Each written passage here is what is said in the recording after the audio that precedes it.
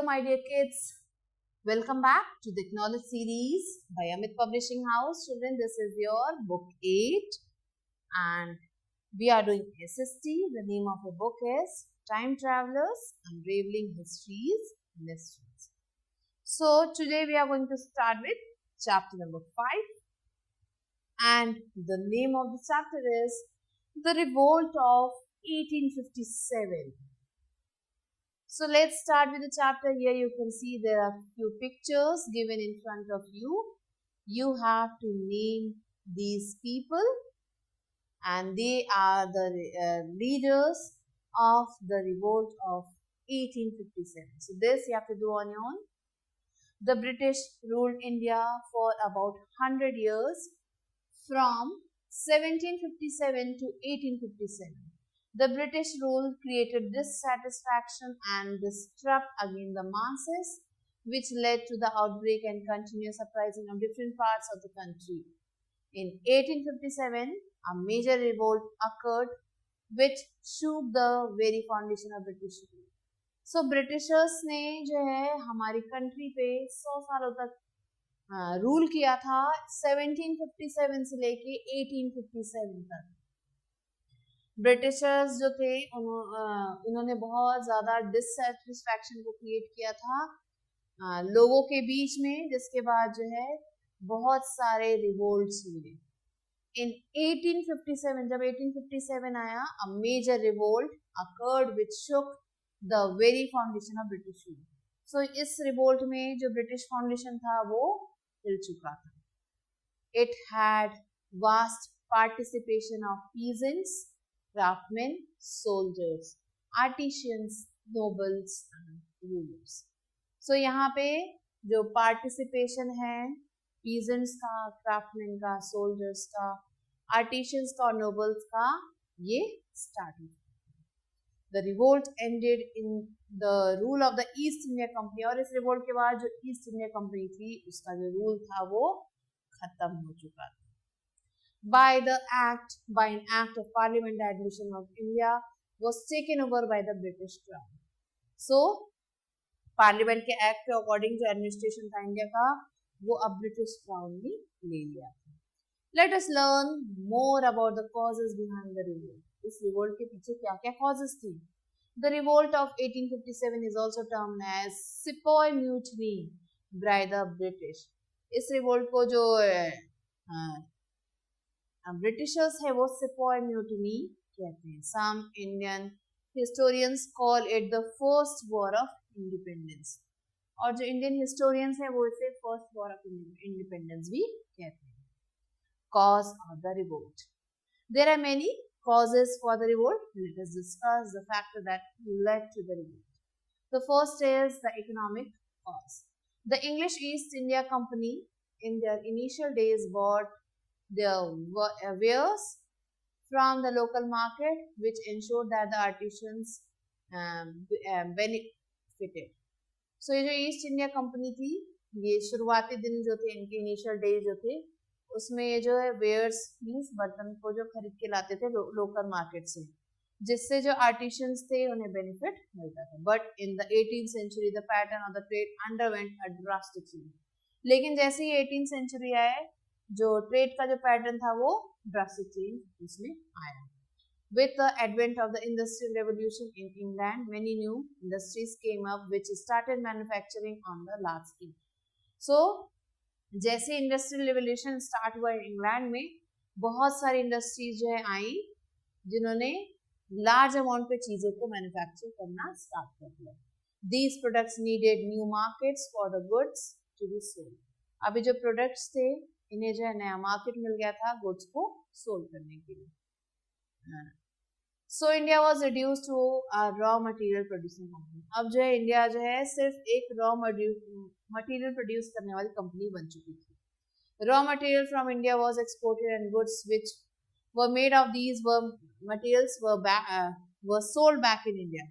सो raw material India से जाता था, एक्सपोर्ट हो जाता था और इनसे जो भी सामान बनता था वो वापस इंडिया आके उन्हें बेचा जाता था इंडिया में. So the British traders made enormous profits in this two-way trade at all the expenses of the India. So India के सारे खर्चे पे ये जो है प्रॉफिट कमाने लगे, दोनों तरीके से इन्हें प्रॉफिट होने लगा। पहले तो रॉ मटेरियल इंडिया से बाहर भेज रहे थे जो इंडिया का ही था, और वापस से उसे गुड बना के वापस इंडिया में उसी चीज को पब्लिक को बेचते थे। सोशल एंड रिलीजियस कॉजेज, अब कुछ सोशल और रिलीजियस कॉजेज भी थे। The people grew wary as they witnessed the British government settling of their religious establishments at the government expenses. जो लोग थे वो वेरी ग्री हो गए, और क्योंकि इन्होंने क्या देखा था कि जो ब्रिटिश गवर्नमेंट है वो अपने जो है रिलीजियस एस्टैब्लिशमेंट्स को सेट कर रही है गवर्नमेंट के एक्सपेंसेस पे। They took it to be moved by the British regime to undermine their religious sentiments and convert them forcibly. So अब ये क्या कर रहे थे, ये इनके रिलीजियस सेंटिमेंट्स को जो है हर्ट कर रहे थे और उन्हें फोर्सिबली कन्वर्ट कर रहे थे। By this time Indians had been introduced to the western system of education. अब इस समय जो इंडिया में भी वेस्टर्न सिस्टम ऑफ एजुकेशन आ चुका था। So they started viewing the prevailing condition around them in a more rational and logical manner. So इनके आसपास की जो जगह थी, वहाँ की जो भी कंडीशन थी, उसे बहुत ही लॉजिकल मैनर में ये देखने लगे। Many of them took up the cause of social reforms and pushed for reform measures. और कई सारे जो है सोशल रिफॉर्म्स के जो कॉजेज हैं उनकी तरफ बढ़ने लगे। The administrator encouraged by the situation started constituting law against some common social practices. So जो एडमिनिस्ट्रेटर था उसने जो है जो भी सिचुएशन थी वो इस सिचुएशन से वो इनकरेज हो गया और उसने जो है स्टार्ट कर दिए बहुत सारे लॉज बनाना against some common social practices. So कुछ सोशल प्रैक्टिसेस से उसके खिलाफ उन्होंने लॉ बनाना स्टार्ट कर दिया। Some of the laws pass were the act banning the sati and the widow remarriage. तो कुछ लॉज जो थे उसमें से थे सती और widow remarriage act. This was resented by a lot of people. Many Indians looked up to the reform zeal of British officials. So जो बहुत सारे इंडियंस थे वो जो है इसके zeal की तरफ देखने लगे। British officials with suspicion, they were against introduction of railways. अब ये जो है रेलवेज के इंट्रोडक्शन के अगेंस्ट थे। As people of all castes would have to travel in the same compartment. क्योंकि इस समय जो भी लोग थे अलग अलग कास्ट के वो एक ही कंपार्टमेंट में उन्हें ट्रैवल करना पड़ता था। They were shocked when the law was passed which allowed Hindu converts to Christianity to inherit their ancestral property. So एक लॉ पास किया गया जिसमें हिंदूज को क्रिश्चियंस में कन्वर्ट होना पड़ेगा अगर वो अपने पूर्वजों की प्रॉपर्टी चाहते हैं। पॉलिटिकल कॉजेज, अब कुछ पॉलिटिकल कॉजेज भी थे। According to the doctrine of lapse, the rulers of native prince could not appoint their adopted son to the throne. So doctrine of lapse के according अगर कोई भी रूलर अपने एक अडॉप्टेड सन है उसके पास तो उसे अपने गद्दी नहीं दे सकता था। This was opposed by Nana Sahib, the adopted son of Peshwa Bajirao Singh. So Nana Saheb ने इस एक्ट को अपोज किया था जो पेशवा बाजीराव सेकंड के अडॉप्टेड सन थे। Since he was not recognized as a legal heir, he was deprived of the pension his father had been taken. So क्योंकि उन्हें लीगल उनका बेटा नहीं साबित किया जा सका, उन्हें नहीं माना जाता था, इसलिए जो है जो भी उनके फादर की जो पेंशन थी उससे वो नहीं मिल पा रही थी। रानी Lakshmibai was also prevented from putting her adopted son on the throne. रानी लक्ष्मीबाई ने भी अपना एक बेटा अडॉप्ट किया था जिसे उन्हें राजगद्दी पर बैठाने नहीं दिया गया। The house of the Mughals was humble when it was announced that the successors of Bahadur Shah Zafar would not be allowed to use their imperial titles, and furthermore they would not be allowed to use the historic Red Fort as a palace. So जो Mughals थे वहाँ पे भी एक announcement हुई कि जो बहादुर शाह जफर के जो सक्सेसर हैं वो उनके टाइटल्स को नहीं यूज कर सकते और जो रेड फोर्ट है वो भी उनका पैलेस अब नहीं रहेगा। The British had suffered very heavy losses in the First Afghan War and the Crimean War. So Britishers को बहुत ज्यादा नुकसान फेस करना पड़ा जब फर्स्ट अफगान वॉर हुआ था और क्रिमियन वॉर हुआ था. They also faced losses while quelling the rebellion of the Santhal tribes of Bihar and Orissa. So इन्होंने फेस किए थे बहुत सारे लॉसेस जो थे जो while quelling and rebelling the Santhal tribe, जब ये संथल ट्राइब को क्वेल या फिर रिबेल कर रहे थे बिहार और उड़ीसा में. These losses were not just in the terms of resources and might, but they also showed the vulnerability of the British. So सिर्फ resources और might के केस में इनको लॉस नहीं हुआ, but different factors भी थे जिन्होंने इफेक्ट किया था इन्हें. The states of many landlords were taken over by the East India Company. बहुत सारे जो लैंडलॉर्ड्स थे उनके जो स्टेट्स थे उनकी जो जमीन थी उसे जो है ईस्ट इंडिया कंपनी ने टेक ओवर कर लिया था. When the native provinces came under the company's domains, जब वहाँ का जो native province था वो कंपनी के अंदर आ गया था. The disposed landlords found themselves without a source of income. अभी जो disposed landlords थे उनके पास income का कोई source नहीं था. They were unable to work and were thus condemned to penury. So अब जो है ये इनके पास कोई work नहीं था और last में they were condemned to penury. The degenerating condition of the nobles and the landlords led to loss of patronage and local artisans and craftsmen. अब ये जो खराब कंडीशन थी नोबल्स की और लैंडलॉर्ड्स की, इसकी वजह से जो लोकल पैट्रोनर्स थे, ये जो लोकल आर्टिशंस थे और जो क्राफ्टमैन थे इनको भी लॉस हुआ patronage. Soldiers who were disbanded found themselves with no source of income. So वो जो soldiers थे जिन्हें disband कर दिया गया था उनके पास भी income कोई source नहीं था. So there was a lot of discontent. So लोगों के बीच में बहुत बुरी भावनाएं इस समय ग्रो कर चुकी थी. Military causes. The native soldiers were ill-treated at the hands of the East India Company. जो native soldiers थे उस particular जगह के जो soldiers थे उनके साथ बुरा व्यवहार कर रही थी East India Company. They were also deprived of foreign service, allowance और the भत्ता. इन्हें जो service allowance भी नहीं मिलता था, इसे भत्ता कहा जाता है, which was much resented. With the coming of the General Service Enlistment Act, soldiers enlisted in the company that had to serve wherever they were ordered to go. So अब जो इन्होंने जो वो आपके जो ब्रिटिशर्स हैं इन्होंने एक जनरल सर्विस एनलिस्टमेंट एक्ट जो है लागू किया जिसमें जो सोल्जर्स थे उन्हें जो है उसमें जो है एनलिस्ट होना होता था, अपना नाम लिखवाना होता था और ब्रिटिशर्स जहां भी भेजेंगे उन्हें उस जगह जाना होता था. As the British frontiers were extending, it meant that they had to serve alien lands. क्योंकि ये जो ब्रिटिश फ्रंटियर्स थे वो बढ़ता जा रहा था तो ऐसा हो सकता था कि इन लोगों को ऐसी जगह पर भी जाना पड़े जो unknown. Most of the travel involved sea voyage, which was against the customary practices of the Indians. So इसमें से ज्यादा जो चीजें थी वो sea voyage था, मतलब इन्हें समुद्र के रास्ते जाना होता था जो इंडियंस प्रैक्टिस नहीं करते थे, उनको आदत नहीं थी इस चीज की. The next is the immediate cause. The British introduced the Enfield rifles in 1856. So 1856 में इन्होंने Enfield rifles जो है introduce किया.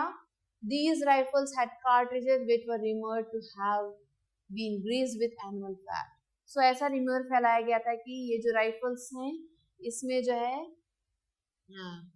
animal का जो फैट है उससे इन राइफल्स को ग्रीस किया गया है. The cover of these cartridges had to be bitten off by teeth before being loaded. So load करने से पहले ही ये जो cartridges थे इन्हें जो है दांत से जो है तोड़ना पड़ता था. It was believed that the fat of animal which hurt the religious sentiments of the Indians was used in this purpose.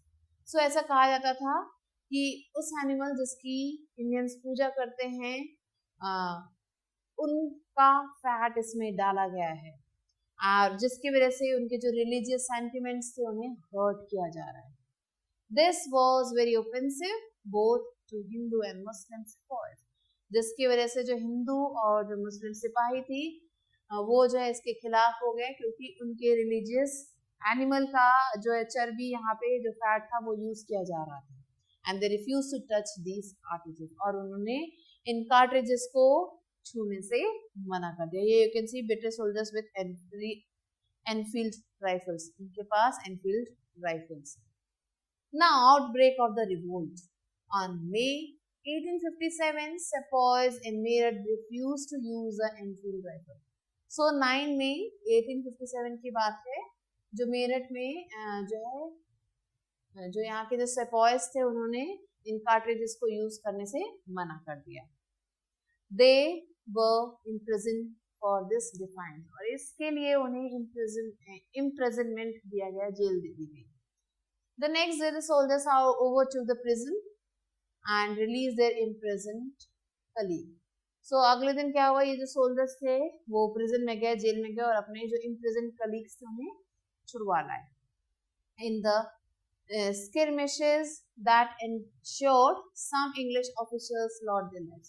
और इसी समय कुछ इंग्लिश ऑफिसर्स थे जिनको जीवन से हाथ धोना पड़ा। On the morning of 11 May 1857, a band of sepoys from Meerut set a tall house on fire and marched to the Red Fort.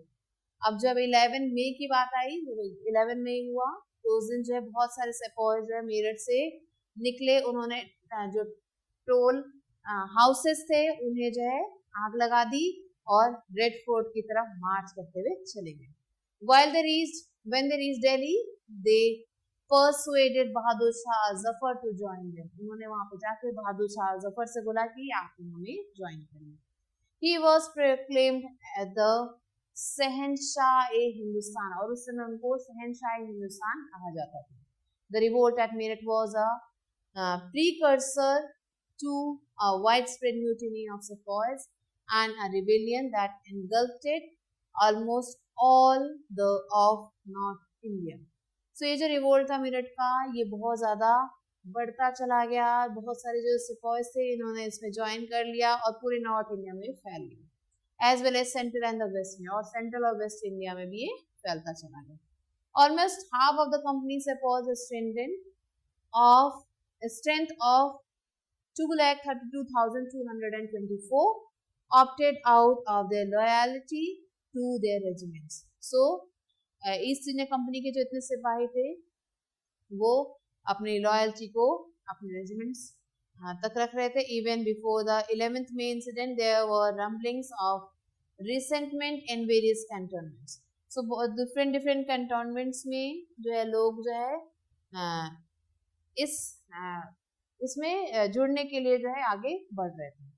In the 19th native infantry at Behrampur was disbanded. जो 19th native infantry था behrampur पे वो उसे बंद कर दिया गया था, where they refused to use the newly introduced Enfield rifle. जब वहाँ पे भी ये जो newly introduced Enfield rifle थे उसे जो है यूज करने से मना कर दिया गया।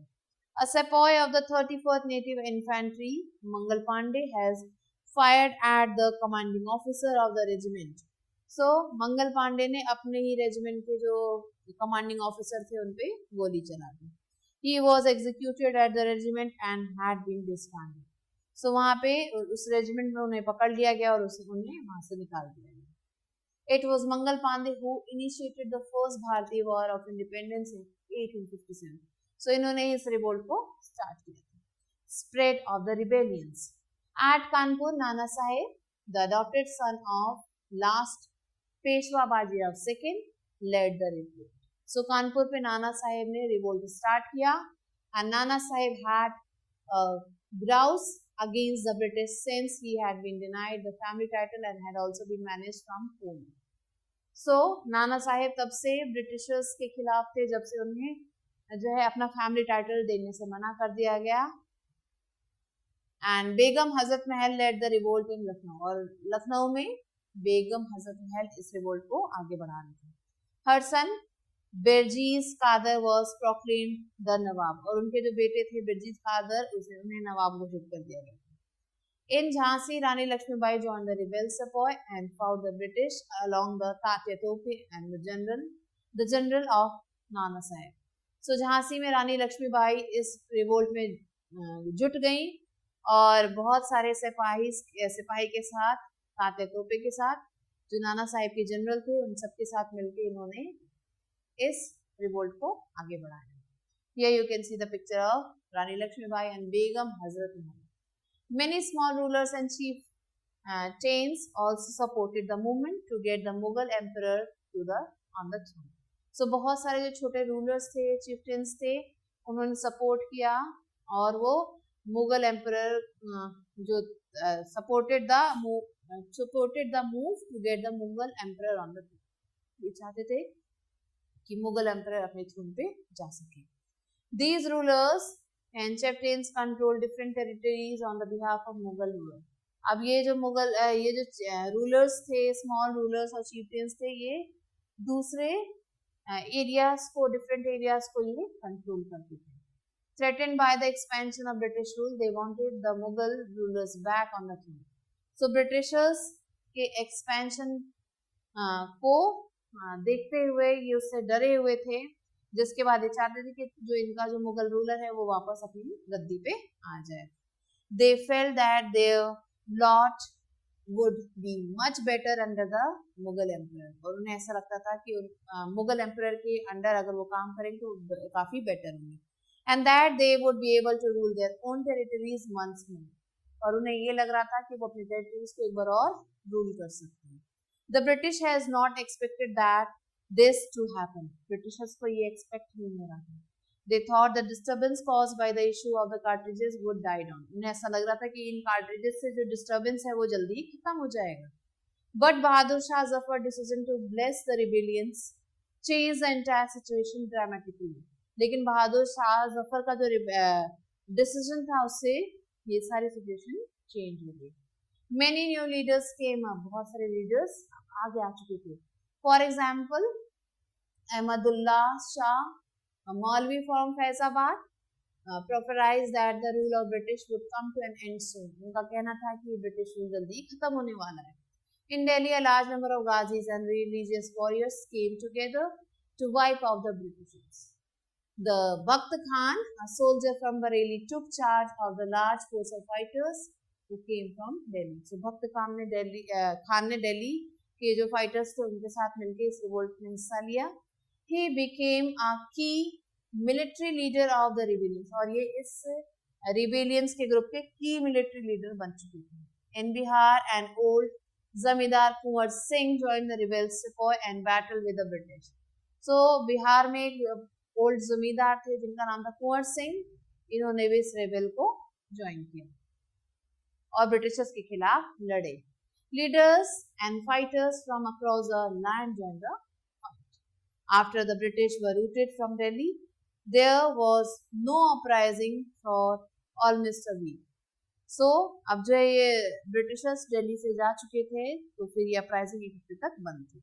It took that much time for the news to travel. अब इस टाइम में एक न्यूज आने वाली थी. Then the spurt of mutinies began. Regiment after regiment joined the mutiny and took off to join other troops and nodal points like Delhi, Kanpur and Lucknow. So अब लोगों ने इन सारे troops को join कर लिया था. The people of the town and villages also rose up in rebellions and rallied around local leaders. Zamindars and chiefs who were prepared to establish their authority and fight the Britishers. So इन सारे लोगों ने अपना योगदान दिया और Britishers के खिलाफ लड़े. The British were greatly outnumbered by the rebel forces and they were defeated in the number of battles. So Britishers के खिलाफ वो बहुत सारे rebellions आ चुके थे और वो बहुत सारे battles में ब्रिटिशर्स को हरा चुके थे. This convinced the people that the rule of the British has collapsed for good and gave them the confidence to join the rebellions. So लोगों ने जब ये देखा कि ब्रिटिशर्स की कई जगह पे हार हुई तो लोगों के अंदर हिम्मत बढ़ती चली गई और जिसके बाद उन्होंने इस रिवोल्ट को आगे बढ़ाया.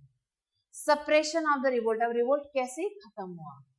Unnerved by the scale of upheaval, the company decided to repress the revolt with all its might. It brought reinforcement of from England passed new laws so that the rebels could be convicted with ease, and they moved to the storm center of the revolt.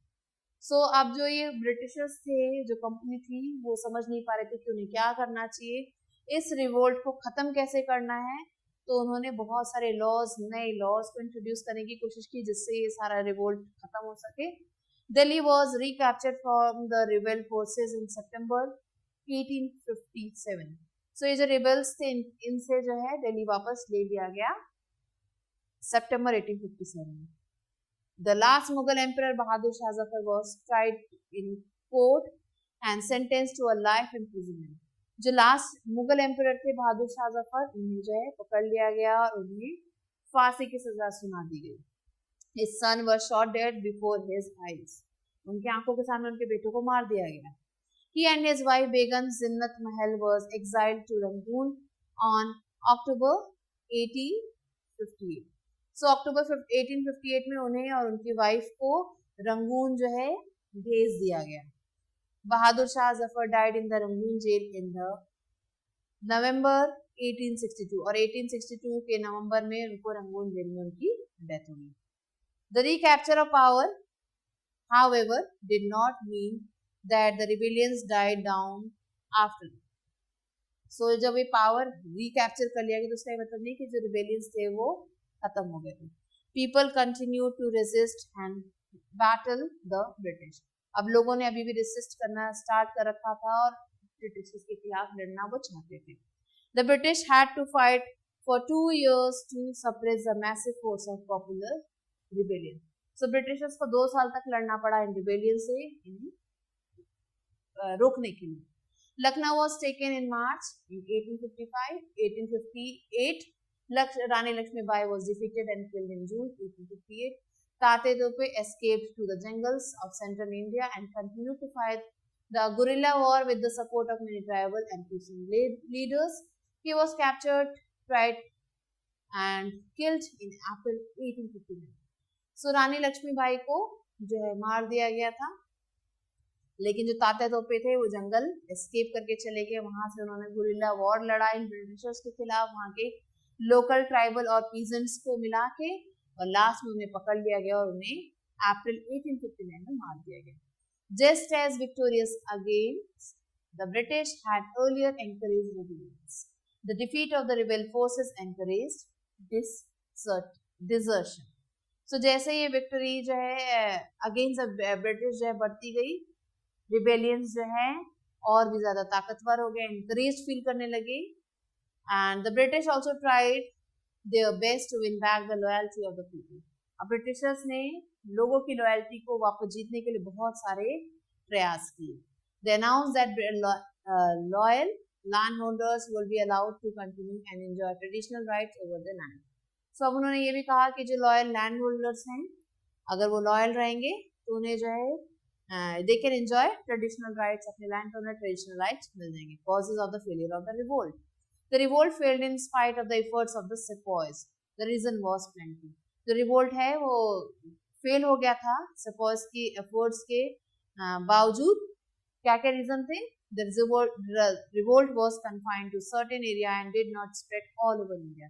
ये जो revolt था ये सिर्फ एक certain area में था और पूरे इंडिया में नहीं फैल पाया। The Indian leaders were not organized and trained, and they lacked unity and force. Indian leaders organized नहीं थे, trained. They did not have the proper plan as the revolt started earlier that they had planned. So उनके planning से पहले ये revolt start हो गया था, जिसकी वजह से ये रिवोल्ट फेल हो गया। They used outdated weapons. Many Indian rulers and nobles like the Nizam, Holkars, Skindis and the Rajput prince were loyal to the Britishers. So इनके पास outdated weapons थे और बहुत सारे जो इंडियन रूलर्स थे वो ब्रिटिशर्स के साथ थे। The educated Indian remained loyal to the British due to their selfish intentions. जो educated Indians थे वो ब्रिटिशर्स के साथ थे अपने selfish intentions को लेकर। Efforts of the revolt. Revolt का क्या इफेक्ट हुआ? The East India Company's rule to India came to an end and Queen Victoria took over the administration in 1858. So इस रिवोल्ट के बाद जो क्वीन ऑफ विक्टोरिया थी उन्होंने जो है कंपनी का रूल खत्म हो चुका था और जो क्वीन विक्टोरिया थे उन्होंने अपना एडमिनिस्ट्रेशन संभाल लिया था. A secretary of state was appointed who replaced the board of directors. अब बोर्ड ऑफ डायरेक्टर्स की जगह पे एक सेक्रेटरी ऑफ स्टेट अपॉइंट किया गया था. The governor general was made the viceroy and he was subordinate to the secretary of state. So ये जो गवर्नर जनरल था वो सबॉर्डिनेट था सेक्रेटरी ऑफ स्टेट का. The army was reorganized. Army को फिर से reorganize किया गया. Queen Victoria's proclamation was passed in 1858 और उनके जो रूल्स थे वो 1858 में पास ऑन हुए. According to the proclamation, the Indian princes were given assurance that no further annexation will be made by the British. So जो इंडियन प्रिंसेस थे उन्हें ये एश्योरेंस दिया गया कि उनका जो एरिया है उसे नुकसान नहीं पहुंचाया जाएगा ब्रिटिशर्स के द्वारा. The Queen also promised that there will be no interference in the social and the religious practices of the people. So लोगों का जो भी रिलीजियस और सोशल प्रैक्टिसेस है उसमें जो है कोई भी दखल अंदाजी नहीं होगी ब्रिटिशर्स की. General pardon was given to all the rebels, even for those who killed the British people. So लोगों के साथ जो है पार्डन किया गया, उन्हें सॉरी बोला गया उन लोगों को भी जिन्होंने ब्रिटिशर्स को मारा था. तो सब लोगों को उन्होंने सॉरी एक अपॉलॉजी नोट दिया. The revolt brought people close and aroused patriotic feeling among Indians. इस रिवोल्ट की वजह से लोगों के अंदर पैट्रियोटिक फीलिंग ग्रो होने लगी. Thus, the revolt of 1857, which was a memorable turning point in the history of India, left its mark even though it was not successful. भले ये रिवोल्ट सक्सेसफुल नहीं था लेकिन इसने एक बहुत बड़ा छाप छोड़ा था इंडियन हिस्ट्री में. And it brought people close and paved the way for nationalism. इसकी वजह से लोग आपस में एक दूसरे के पास आ सके और नेशनलिज्म बढ़ पाए. Now children, let's do the question answer. Why were some of the landlords displeased with the British? जो कुछ landlords थे वो Britishers से खुश क्यों नहीं था? Because the Britishers imposed many types of taxes on these landlords. And how did the British crush the revolt? Britishers ने revolt को कैसे crush किया? That you have to find out and write here. Who was asked to take up the leadership of the revolt? जो revolt था उसकी leadership लेने के लिए किसको बोला गया? And why? Why did small time rulers and chieftains support the sepoys? So small time rulers और जो chieftains थे उन्होंने sepoys को support क्यों किया? How did the revolt affect the future of India? So this revolt affected the future of India because it created history, and it is said that it was the beginning of the independence of India. Now children, let's do the answer in detail. What were some of the social and the cultural causes that led to the revolt? So कुछ social और cultural causes क्या थे जो जिन्होंने revolt को generate किया? Mention some political reasons that caused the revolt. कुछ political reasons बताने हैं जिसकी वजह से revolt आगे बढ़ा. And what was the demand of Rani Lakshmi Bai of Jhansi that was refused by the British? So Rani Lakshmi Bai demanded that his son, who was not his real son, should get the throne, but the Britishers refused this. What do you know about submission of the revolt? Revolt कैसे suppress किया गया? And mention some effects of the revolt. Revolt की क्या क्या effects थे that you have to find out and write. So children, with this we have completed the chapter. I hope that you have understood it. You have to complete the exercises that is given to you as homework, and for that you have to read the chapter again. So I'll be meeting you soon with a new video. Till then, stay later.